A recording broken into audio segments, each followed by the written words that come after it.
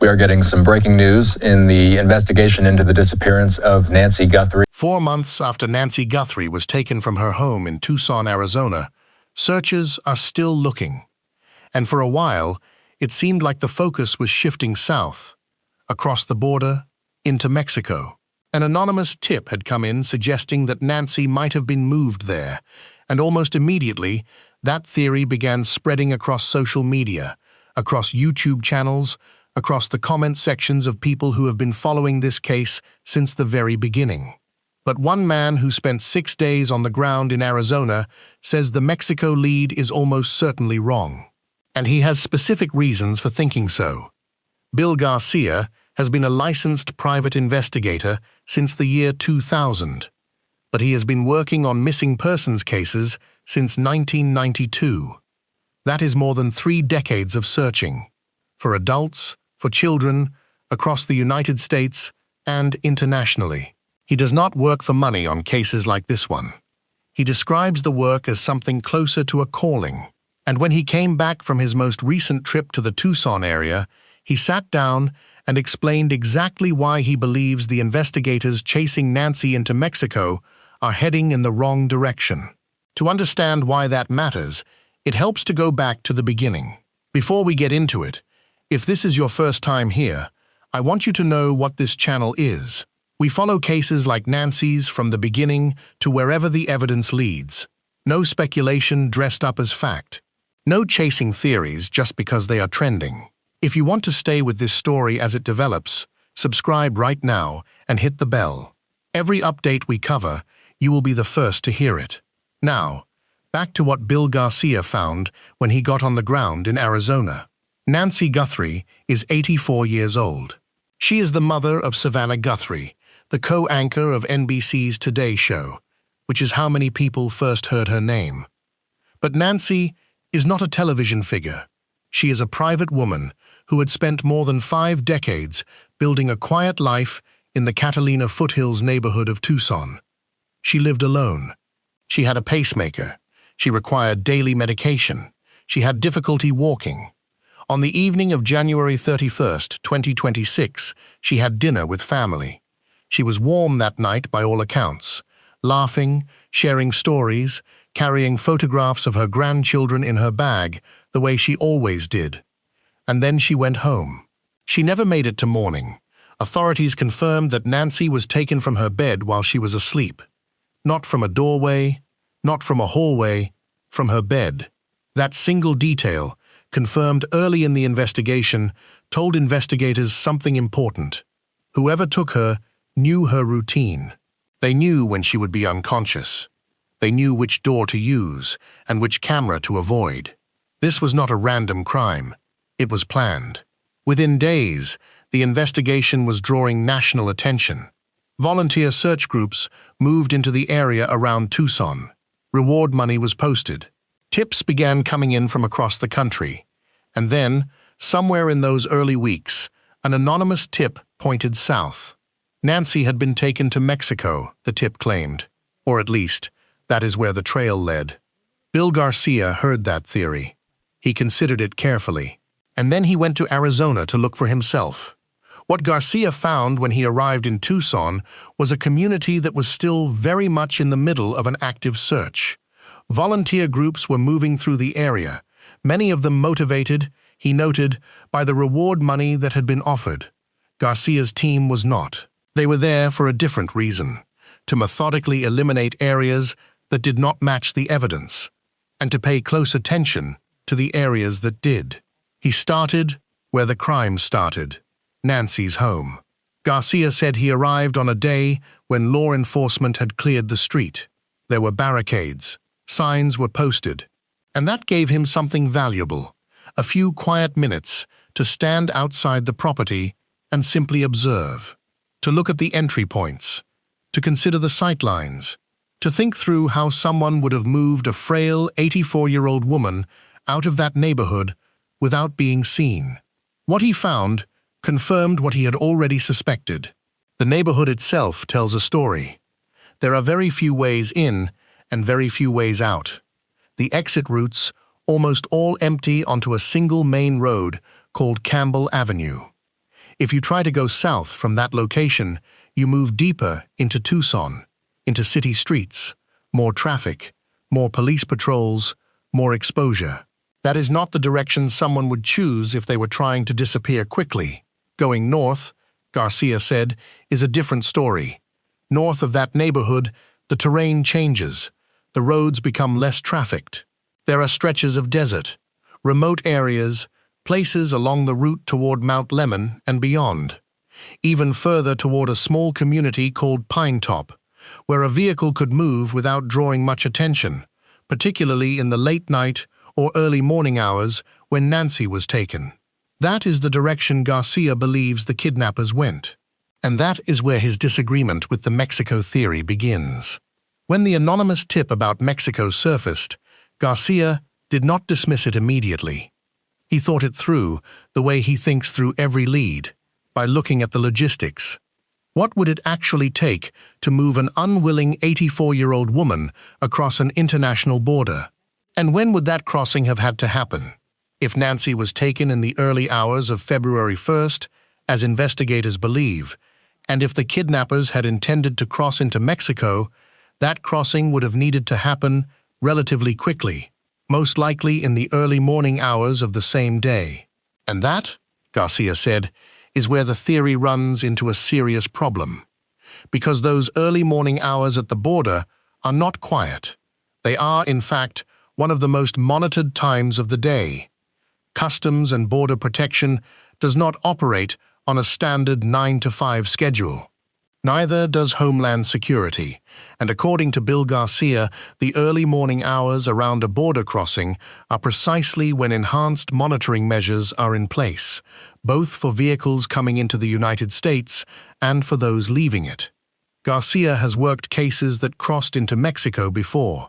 He has coordinated with Mexican law enforcement on searches that took him far south of the border. He knows how those operations work, and more importantly, he knows what they look like when they are taken seriously. When a credible lead points toward a missing person being moved across the international boundary, specific agencies get involved.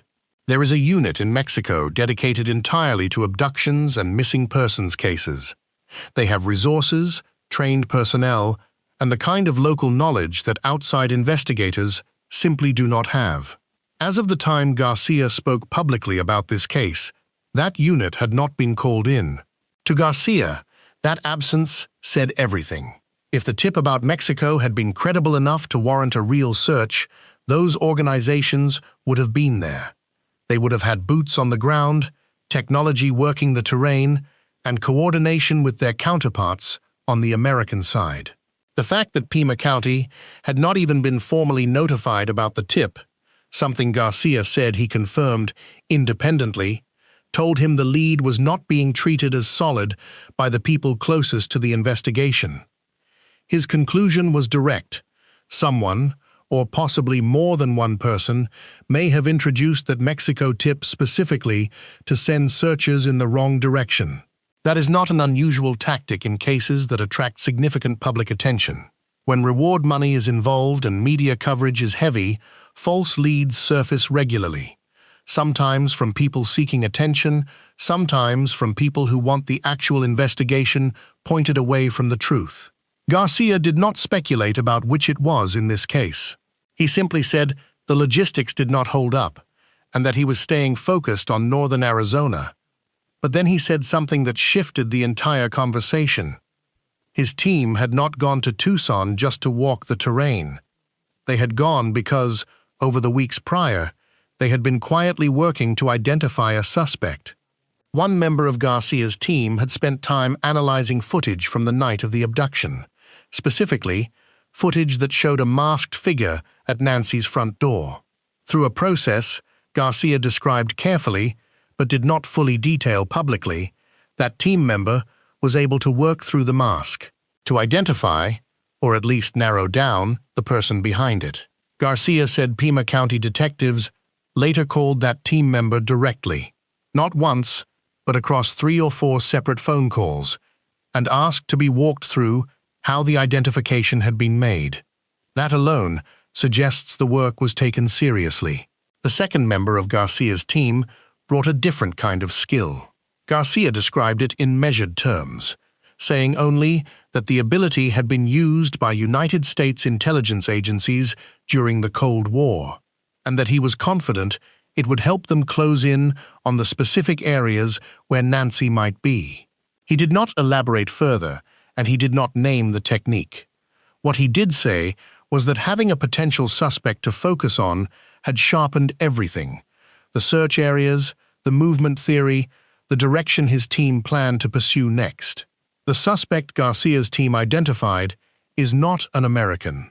According to Garcia, this individual had spent time in the Tucson area and had publicly claimed, on social media or in communications his team was able to review, that he had not been in the United States since 2019. Garcia's research told a different story. Records and social media activity his team reviewed indicated the man had actually been in the country until shortly after Nancy disappeared. Garcia also said the individual had a military background in his home country, and the profile that emerged from the research painted a picture of someone who enjoyed a particular kind of lifestyle. Fine things, Garcia said. Gambling, expensive coffee, expensive vehicles, a taste for extravagance that pointed investigators toward specific types of locations when they were deciding where to focus the ground search. Both local law enforcement and the FBI, Garcia said, were already aware of this individual. At some point, they had detained him, but they had not arrested him. Garcia believed the reason was timing, that investigators had not yet assembled enough to formally charge him, and so they let him go with the intention of keeping track of him. That plan, Garcia suggested, may not have worked out the way anyone hoped.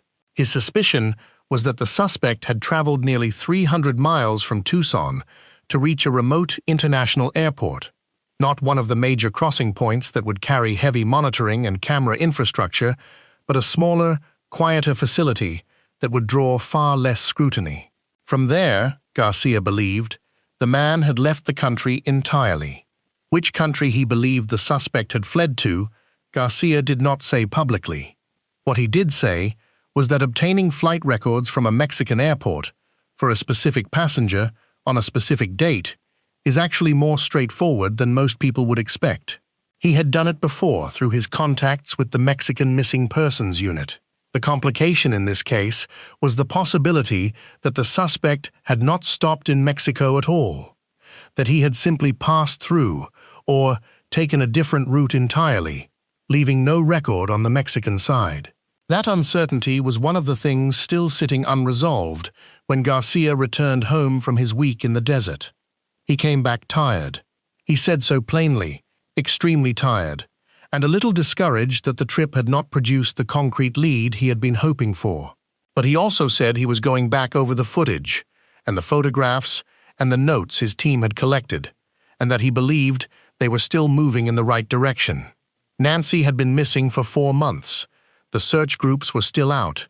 The reward was still posted. And somewhere in the desert north of Tucson, Bill Garcia was still looking.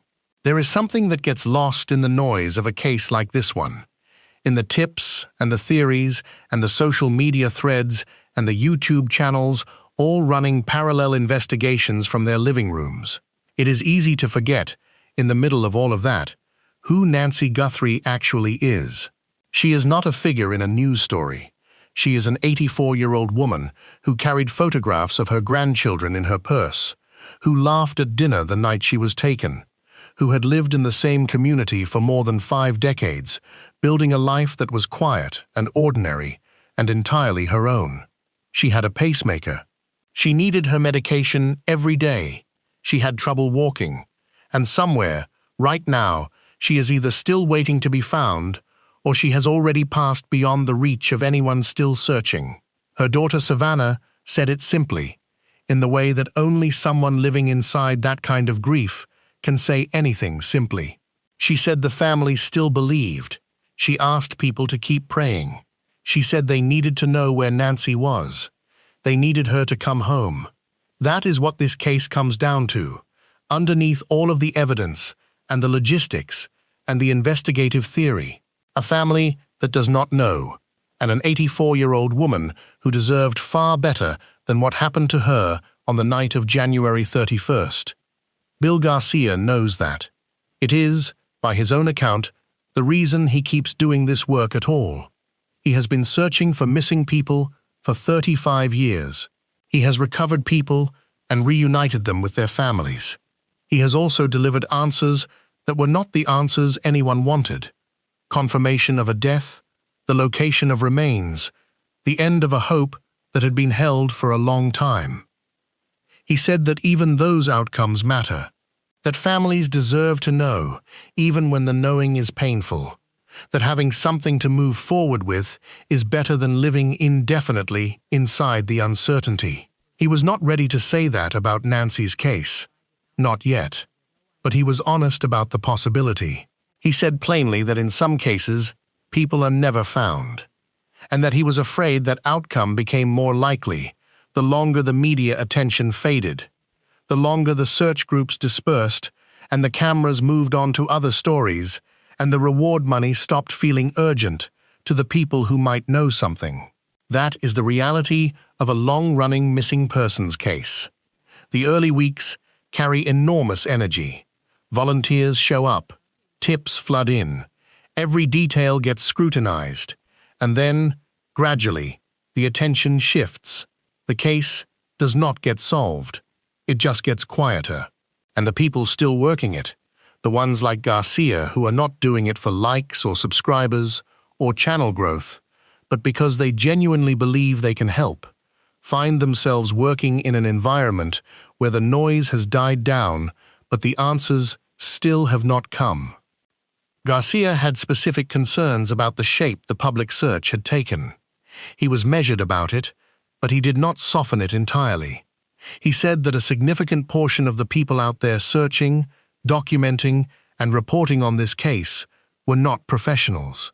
They were content creators, people drawn to the story by its visibility, by Savannah Guthrie's name, by the reward money, and by the audience that a high-profile missing persons case can generate. And some of what they were producing, Garcia said, was actively making the search harder, not because their intentions were necessarily bad, but because searching for a missing person is not something you can do well without training. If you walk through an area where evidence might be present and you do not know how to move through it carefully, you can destroy that evidence without realizing it. If you broadcast your search location in real time, you can tip off the wrong people. If you push a theory loudly enough and long enough, you can pull resources and attention toward areas that do not deserve them, and away from the ones that do. The blood on the front porch of Nancy's home was something Garcia returned to more than once. He described the pattern of it in detail, the large droplets, the splatter, and said that in his years of working emergency medical services, he had learned to read blood evidence carefully. His read was that Nancy had been struck in the face, that the splatter came from a cough, from blood draining through the nasal canal, that she had been injured at her own front door before she was moved. He believed that scene, processed quickly and carefully in the first hours after her disappearance, might have held DNA evidence from whoever struck her, from the physical contact of the abduction. But the area had not been secured fast enough. People had moved through it. Whatever microscopic evidence might have been there had likely been compromised before federal investigators were fully on the scene. That, Garcia said, was one of the genuine losses of this case. Not a theory, a real investigative setback that could not be undone. What can still be done is what Garcia was focused on when he came home from Arizona. Going back through the footage his team had collected, reviewing the photographs, sitting with the information they had gathered about the suspect his team identified, and thinking carefully about what it pointed toward. He said he would go back to Tucson if the leads warranted it. He had not closed the door on that. The investigation, both official and independent, is still active. Federal investigators are still working.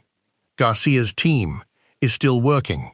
And somewhere in the space between the confirmed facts and the unanswered questions, Nancy Guthrie is still out there, either waiting or already beyond waiting, in a place no one has looked yet.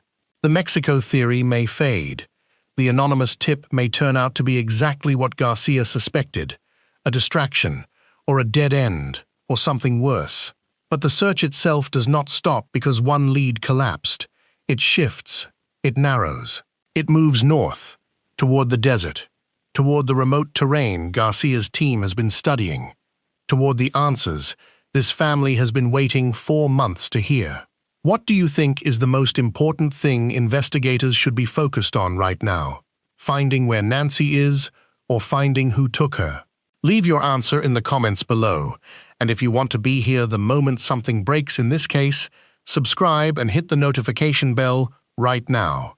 Because this story is not over, and when the next development comes, you need to be here for it.